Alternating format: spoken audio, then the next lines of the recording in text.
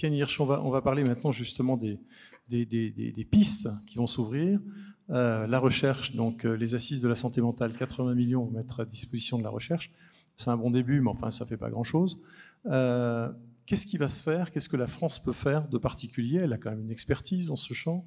Elle a quand même un certain nombre d'équipes qui sont des équipes de qualité, qui travaillent autour de la psychiatrie.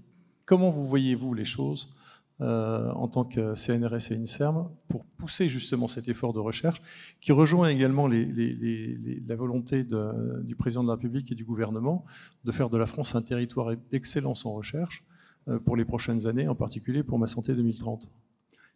Oui, je crois que c'est vraiment une question cruciale pour faire progresser la prise en charge des patients. Vous l'avez mentionné, la recherche psychiatrique en France est héritière d'une histoire prestigieuse, mais il faut savoir que selon une étude que nous avons réalisée à l'INSERM, elle n'occupe plus que la 8e place au rang mondial en termes de publication dans le domaine. Alors, ça ne veut pas dire que tout est à jeter. On a des pépites. Je voudrais prendre un exemple, celui des troubles bipolaires. Et quitte à la faire rougir, le professeur Marion Leboyer et le professeur Franck Bellivier sont quand même dans les 10 premiers publiants mondiaux dans le domaine. C'est simplement qu'on n'a pas assez de personnes et puis on souffre d'un mal chronique, c'est le manque de financement. Alors, une fois qu'on a fait ce constat, qu'est-ce qu'il faut faire pour essayer de redresser la barre? S'appuyer sur nos forces.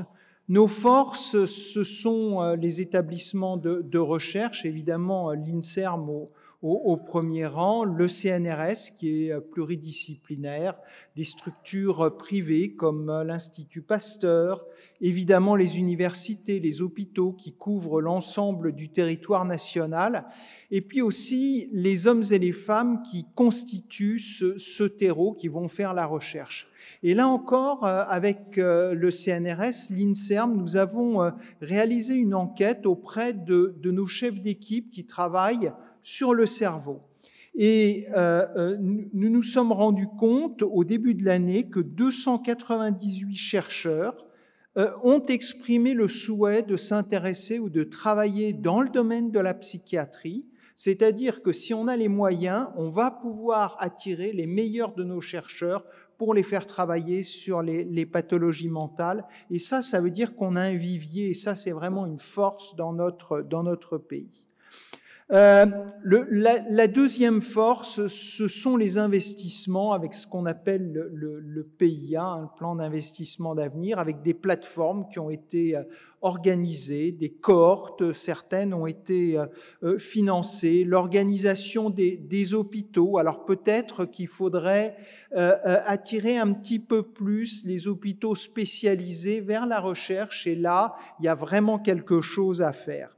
Et puis, la structuration, ça aussi, c'est une des forces dans notre pays, avec en particulier les centres experts de la Fondation fondamentale, dans des domaines variés, les troubles bipolaires, je l'ai mentionné, la schizophrénie, la dépression résistante, l'autisme sans retard intellectuel, et il y aura probablement d'autres domaines à développer.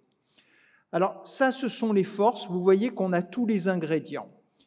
Pour autant, il y a des faiblesses et c'est ça qu'il faudra corriger. Alors les faiblesses, c'est le nombre faible de chercheurs, en particulier de chercheurs cliniciens dans le domaine. Il faut savoir que parmi les professeurs d'université de médecine, il y en a seulement 2,4% qui sont psychiatres. Vous avez entendu tout à l'heure les chiffres, ça veut dire que parmi toute la médecine, il n'y a que 2,4% de personnes qui vont enseigner la psychiatrie au niveau universitaire et qui vont pouvoir faire de la recherche.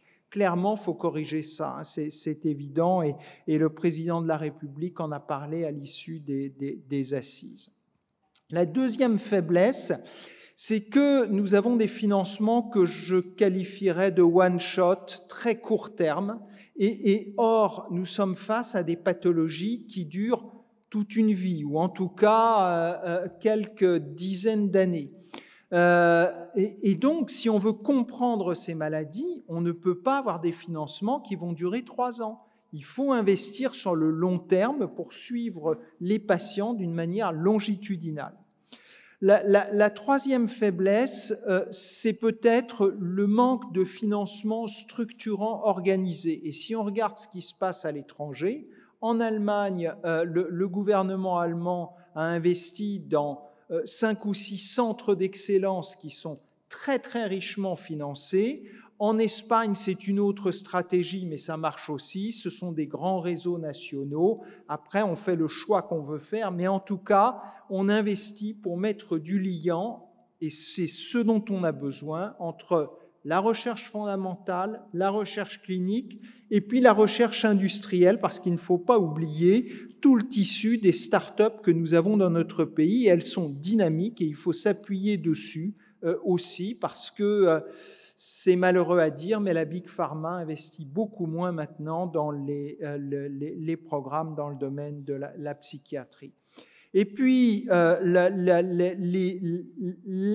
plus grande faiblesse, c'est le manque d'investissement financier. Pour la recherche biomédicale en France, c'est seulement 2 à 4% des financements de la recherche biomédicale qui vont à la psychiatrie.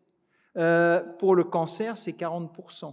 Il y a eu plusieurs plans cancer qui se sont suivis. Alors, je ne suis pas en train d'être en compétition entre les différents domaines disciplinaires. Je ne suis pas en train de dire il faut prendre de l'argent au cancer pour le donner à la psychiatrie. Mais il faut investir dans la psychiatrie. Alors, quelles sont les solutions ? Il faut développer une stratégie nationale qui permette d'organiser la recherche dans notre pays. Vous avez mentionné la conclusion des assises nationales du président de la République avec la volonté de mettre en place ce qu'on appelle un PEPR, c'est-à-dire un programme d'équipement prioritaire de recherche qui pourrait être doté de 80 millions d'euros. C'est à côté de ce que nous avons, c'est déjà ça, c'est nettement insuffisant, mais c'est déjà ça, sous réserve que le jury international qui doit évaluer le projet donne un go pour ce projet. Alors, qu'est-ce qu'il faut faire dans ce projet ? Il faut développer des cohortes, il faut stratifier les patients, il faut identifier des marqueurs pour dire oui, c'est le bon diagnostic, et puis ensuite, il faut comprendre les mécanismes de ces sous-formes de la pathologie.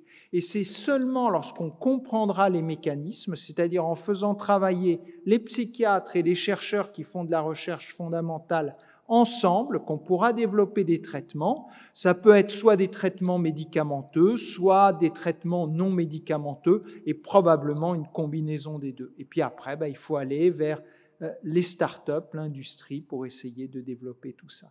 Donc voilà le système idéal, plus de personnes, plus d'argent. Je crois que la session s'appelle changement de paradigme. C'est ça le vrai changement de paradigme. Merci beaucoup. Alors, ceci étant, en France, réclamer plus de personnes et plus d'argent, ce n'est pas un changement de paradigme, je vous rassure tout de suite. Il n'y a pas un seul colloque que j'anime sur lequel on demande plus de personnes et plus d'argent. Donc ça, c'est un paradigme français qui reste intangible et on en a pour longtemps. Mais je comprends parfaitement ce que vous dites. J'ai une question quand même à vous poser, c'est que la France, c'est bien, mais le président de la République devient le président du Conseil européen à partir du 1er janvier 2022. On ne sait pas encore d'ailleurs quels seront les grands axes dans le domaine de la santé, mais on espère que la santé mentale sera dedans. En tout cas, en attendant, comment on fait des liens entre la recherche française, la recherche européenne, pour faire en sorte que ça puisse vivre à un niveau plus global ? Oui, vous pointez sur un élément qui est majeur. On ne va plus pouvoir faire de la recherche médicale tout seul dans notre coin. Il va falloir mettre les moyens en commun. J'ai parlé de ces cohortes. Ces cohortes, elles doivent être réseautées au niveau européen. Il faut qu'on augmente le nombre de patients. Il faut qu'on rende aussi les analyses interopérables. Alors la France a commencé à le faire par exemple dans le domaine de l'imagerie médicale. Et maintenant, nous avons une structure nationale qu'on appelle le CATI, qui fait que lorsqu'on va faire une IRM pour la recherche à Montpellier, à Créteil ou à Bordeaux, les images seront interopérables. Ce qu'il faut faire maintenant, c'est faire exactement la même chose au niveau européen pour pouvoir augmenter la puissance de cette recherche. Alors, on dit toujours que la France et les Français, en fin de compte, ne sont pas très appétents sur le plan des programmes européens. Est-ce que le CNRS et l'INSERM ne pourraient pas se doter éventuellement de moyens, de consultants ou de choses pour accompagner les équipes de recherche? On a déjà un problème de langue, ça on le sait très bien. On ne parle pas forcément très bien l'anglais. Et derrière, il y a tout un problème quand même de mise en perspective de création de ces dossiers qui sont quelquefois un peu lourds ou du moins un peu rebutants pour les équipes. Il n'y a pas quelque chose qu'on peut faire parce que dans d'autres pays, ça se fait ça. Et donc ça permet de capter des budgets de manière beaucoup plus... Oui, tout à fait, vous avez raison. Les Français ne parlent pas très bien la bureaucratie bruxelloise. Pardon de dire ça, mais c'est vrai, hein, c'est vrai. Et donc, il faut les aider et il faut prendre des spécialistes en fait du montage de ces dossiers. Et ça, c'est quelque chose qu'on a l'intention de faire dans ce grand programme. Et ce sont des choses qui sont déjà organisées. Dans le cadre de la stratégie nationale autisme au sein des troubles du neurodéveloppement, le gouvernement a créé un GIS, un groupement d'intérêt scientifique, et une des actions de ce GIS, justement, c'est d'aider les chercheurs à faire partie des réseaux européens pour lever des financements, mais surtout à devenir des acteurs et même des leaders européens en les incitant en fait à monter ces consortia européens. Et nous avons donné de l'argent à certains de ces consortia français pour qu'ils puissent répondre à ces appels d'offres. Alors, on va voir si on a les bons chercheurs, si on a pris les bons cabinets, mais d'ici quelques années, nous espérons avoir plus de consortia animés par la France. Écoutez, merci beaucoup. Dominique, vous avez quelque chose à rajouter peut-être par rapport à tout ça ? Peut-être juste un mot qui permet de faire le lien entre les deux d'une certaine manière. En tout cas, c'est de dire que la psychiatrie évidemment est un monde complexe et qu'il faut faire feu de tout bois. Enfin, je crois que c'est un peu ça l'idée, qu'il est évidemment important d'investir dans la recherche. C'est complètement évident et moi je partage vraiment complètement ce qui a été dit. Et il faut en même temps évidemment travailler, faire des soins primaires, faire des soins d'accompagnement du médecin traitant et ce que j'ai pu présenter tout à l'heure. Donc c'est vraiment c'est une approche globale qui est nécessaire et qui ne doit en fait écarter aucun secteur à ce jour et qui demande un effort probablement financier, ça j'imagine, mais qui, on l'a vu, n'est pas anormal au regard de la problématique qui est posée et des coûts qu'elle engendre, donc en termes purement de théorie économique extrêmement théorique, si j'ose dire, générale, il y a un vrai intérêt évidemment à investir dans la santé mentale pour diminuer les coûts indirects qui sont absolument considérables, comme on a pu le voir. J'ai juste une dernière question pour vous, c'est que Thomas Fatto a annoncé qu'on lançait l'espace numérique de santé. Il y a dans cet espace numérique de santé de quoi accueillir justement un certain nombre de dossiers, d'informations pour le patient, faire en sorte que justement on puisse favoriser ce partage d'informations, travailler avec la recherche. Je sais qu'il y a déjà le Health Data Hub qui fonctionne, qui se met en forme et qui va être un formidable outil pour pouvoir aider la recherche. Et l'espace numérique de santé et la psychiatrie Alors, l'objet de l'espace numérique en santé, c'est bien celui-là. Hein, c'est bien de permettre de dépasser le DMP et d'avoir quelque chose qui soit vraiment le dossier médical, qui soit vraiment utile et centré sur le patient et permettre tous les échanges nécessaires, et y compris dans le domaine de la recherche.